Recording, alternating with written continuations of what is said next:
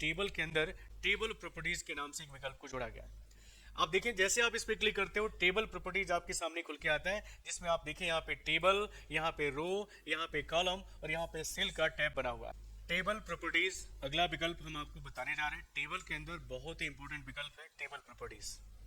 जब आप table insert करते हो, इंसर्ट मेनू के अंदर जाके जब आप टेबल को इंसर्ट करते हो तो एक निश्चित रो और कॉलम को जब डिफाइन करते हो और करने के बाद जब टेबल को इंसर्ट करते हो तो आपके पेज के ऊपर इस तरह का टेबल इंसर्ट हो जाता है, जिसमें आप देख रहे हो प्रत्येक रो और कॉलम का जो हाइट और विड्थ है वो एकदम बराबर दिखाई दे रहा है। लेकिन अगर आपको टेबल की प्रॉपर्टीज की बात करें तो टेबल का अगर टेबल के अंदर जो रो और कॉलम बने हुए हैं उसकी वेट्स और उसकी हाइट को अगर आपको चेंज करना है तो आपको हम बताना चाहते हैं कि टेबल के अंदर टेबल प्रॉपर्टीज के नाम से एक विकल्प को जोड़ा गया है। आप देखिए जैसे आप इस पे क्लिक करते हो टेबल प्रॉपर्टीज आपके सामने खुल के आता है, जिसमें आप देखिए यहाँ पे टेबल, यहाँ पे रो, यहाँ पे कॉलम और यहाँ पे सेल का टैब बना हुआ है। अगर हम बात करें कि केवल हम रो की हाइट को चेंज करना चाहते हैं, किसी पर्टिकुलर रो की हाइट को आपको अगर चेंज करना है तो आपको क्या करना होगा, उस रो को आप उसे पहले सेलेक्ट कर लीजिएगा, रो को आप सेलेक्ट कर लीजिएगा। सिलेक्शन करने के बाद टेबल के अंदर टेबल प्रॉपर्टीज पे जब आप जाएंगे तो आपके सामने ये विकल्प आएगा जिसमें आपको रो पे क्लिक करना पड़ेगा। आप देख सकते हैं कि रो में यहाँ साइज बता रहा है और यहाँ पे रो 1 के लिए, पहले रो के लिए यहाँ पे कह रहा है कि स्पेसिफाई हाइट, आपको निश्चित करने के लिए कह रहा है कि उसकी हाइट कितनी होनी चाहिए। तो आप अगर इस पे चेक करते हो, इस पे टिक करते हो तो यहाँ पे हाइट को बदलने के लिए ऑप्शन दे रहा है। यहाँ देख सकते हैं एट लिस्ट का भी ऑप्शन दिया है, तो एट लिस्ट ही लेते हैं और यहाँ पे देख सकते हैं कि हाइट को चेंज करने का भी आपको यहाँ पे विकल्प मिलेगा। यहाँ से आपको जितना हाइट रखना है उतना हाइट आप यहाँ पे बढ़ा सकते हो, इंच में ले रहा है। अब जैसे आप यहाँ ओके करेंगे आप देख सकते हैं कि जिस रो को हमने सेलेक्ट किया था उस रो की हाइट हमारी बदल गई है। बात समझना है, अगर हम इस रो के अंदर अगर कुछ लिखते हैं, जैसे मैंने यहाँ पे लिखा नेम, यहाँ पे लिखा मैंने रोल नंबर, यहाँ पे मैथ, यहाँ पे फिजिक्स, यहाँ पे केमिस्ट्री। अब देखिए अगर हमने इसके अंदर कुछ लिखा तो आप देख सकते हैं कि डिफॉल्ट रूप में ये क्या हो रहा है, आपका जो टेक्स्ट है इस सेल के अंदर टॉप और लेफ्ट में दिखाई दे रहा है। आप ध्यान से देखिएगा, किसी भी सेल के अंदर आप देख लें कि जो टेक्स्ट आपने लिखा हुआ है उस टेक्स्ट का पोजीशन क्या है, टॉप लेफ्ट में है। मैं क्या चाहता हूं, मैं चाहता हूं कि इसे मैं सेंटर में कर दूं। तो देखिए ज्यादातर लोग क्या करते हैं कि यहाँ टूल बार के ऊपर यहाँ सेंटर ऑप्शन का प्रयोग करते हैं। मैं आपको बताना चाहता हूँ ये जो विकल्प है वो हॉरिजॉन्टली अलाइन करता है, यानी हॉरिजॉन्टली सेंटर में करता है। आप देखें यहाँ पे 36 बीचों बीच में तो आ गया है, लेकिन अगर हम कहें कि ये इस सेल के बीचों बीच में है तो ऐसा नहीं, वर्टिकल भी अलाइन होना चाहिए।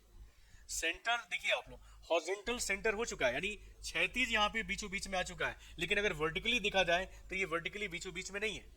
तब क्या करेंगे, तब हमने कहा कि फिर से आप टेबल को सिलेक्ट या रो को सिलेक्ट कर लीजिएगा, टेबल के अंदर टेबल प्रॉपर्टीज पे जाइएगा और टेबल प्रॉपर्टीज में अब की बार हम सेल पे क्लिक करेंगे।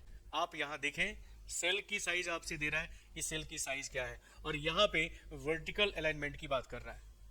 वर्टिकल अलाइनमेंट में आप देखें यहाँ पे टॉप, यहाँ पे सेंटर और यहाँ पे बॉटम दिया है। अगर हम सेंटर पे क्लिक करते हैं, बाय डिफॉल्ट टॉप है, अगर हम सेंटर पे क्लिक करते हैं और ओके करते हैं तो आप पाएंगे कि आप देख सकते हैं कि आपका लिखा हुआ टेक्स्ट उस सेल के अंदर सेंटर अलाइन कर दिया गया। और यही मैं कह रहा था कि हॉरिजॉन्टल अलाइनमेंट तो आप यहाँ से कर लेते हो, लेकिन किसी सेल के अंदर बीचों बीच में कैसे लिखेंगे उसके लिए आपको टेबल के टेबल प्रॉपर्टीज में आपको जाना पड़ेगा। आप देख सकते हैं सेंटर के अलावा बॉटम भी दिया है, अगर आप बॉटम पे क्लिक करते हो और ओके करते हो तो आपका लिखा हुआ टेक्स्ट बॉटम में आ जाएगा।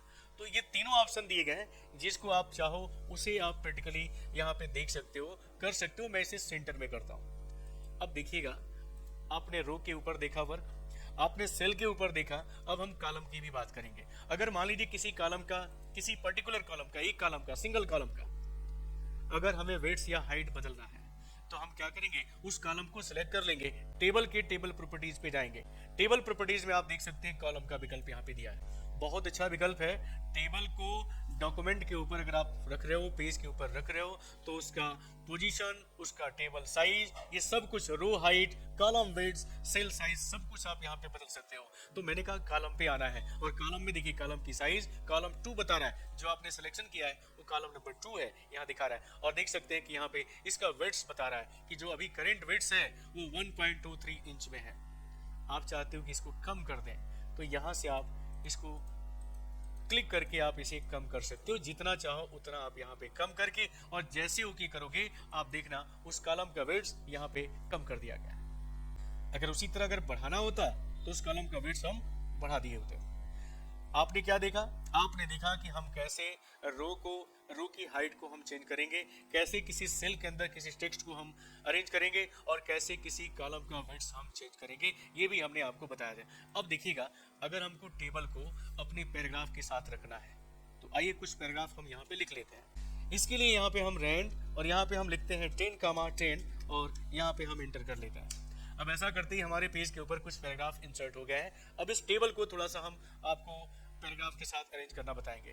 तो एक काम करते हैं, पहले टेबल को हम ऑटो फिट कर लेते हैं, ऑटो फिट टू कंटेंट्स कर लेते हैं। टेबल हमारा छोटा हो गया है, चाहे तो और बड़ा कर सकते हैं, जिसमें हमने यहाँ लिखा कुछ नाम अजय, यहाँ लिखा हमने कुमार, रोल नंबर यहाँ पे मैथ, यहाँ पे फिजिक्स, यहाँ पे केमिस्ट्री, इसी तरह एक स्टूडेंट का और नाम पवन, रोल नंबर यहाँ पे लिखा 2, ऐसे कुछ भी लिख लीजिए तभी आपको पता चलेगा। और हम क्या चाहते हैं? हम चाहते हैं कि अपने पैराग्राफ के अंदर इस टेबल को हम व्यवस्थित करें। तो टेबल को सिलेक्ट कर लीजिएगा। देखिएगा आप लोग, टेबल को सिलेक्ट करने के बाद टेबल के अंदर जाइएगा, टेबल प्रॉपर्टीज पे जाइएगा। यहाँ देख सकते हैं टेबल का टैब यहाँ पे बना हुआ है। अब देख सकते हैं टेबल के लिए यहाँ पे अलाइनमेंट आपसे पूछा जा रहा है, और डिफॉल्ट रूप में जो अलाइनमेंट है वो लेफ्ट टॉप है। ओके, अगर आप इसे सेंटर में चाहते हो कि हमारे पेज के बीचों बीच में दिखाई दे, ये जो टेबल है आप देखें लेफ्ट अलाइनमेंट है, हम चाहते हैं कि हमारे डॉक्यूमेंट के क्या हो, बीचों बीच में सेंटर में दिखाई दे। तो आप इसे सिलेक्ट करिएगा, और सिलेक्शन करने के बाद जैसे आप ओके करेंगे आप देख सकते हैं कि आपका टेबल आपके पेज के बीचों बीच में आ चुका है। ऐसे ही अगर आपको राइट अलाइनमेंट करना होता तो आप यहाँ पे क्या करते, टेबल के अंदर आते और राइट अलाइनमेंट पे क्लिक करके जब ओके करते तो आपके पेज के राइट हैंड में दिखाई देता। और देखिए टेबल के अंदर अगला विकल्प एक और देख सकते हो, और वो है आपका टेक्स्ट रैपिंग। ये तो अलाइनमेंट की बात हम कर रहे थे कि आपके पेज के ऊपर आपका टेबल किस साइड होना चाहिए, लेफ्ट में, सेंटर में या राइट में। लेकिन अब टेक्स्ट के साथ भी हम इसको अरेंज करना चाहेंगे। जो पैराग्राफ हमने लिखा हुआ है उस पैराग्राफ के साथ भी हम अपने टेक्स्ट को व्यवस्थित करना चाहते हैं। तो यहाँ देखिए टेक्स्ट रैपिंग दिखा रहा है, और टेक्स्ट रैपिंग कह रहा है टेक्स्ट रैपिंग नो है, नन है।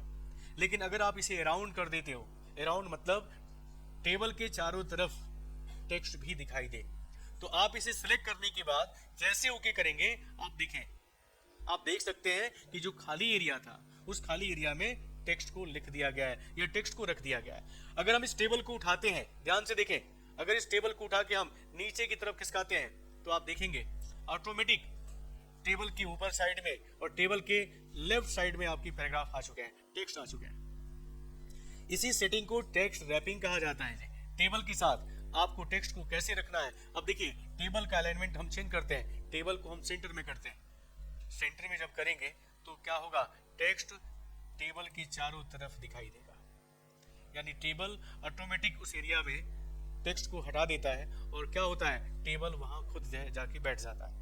या ऐसे कहिए टेबल उतने एरिया के अंदर टेक्स्ट को हटा के बीचों बीच में फिट हो जाता है। आप चाहो तो उसे लेफ्ट में, आप चाहो तो उसे राइट में, जहां चाहो उसे आप क्या कर सकते हो, आप अरेंज कर सकते हो।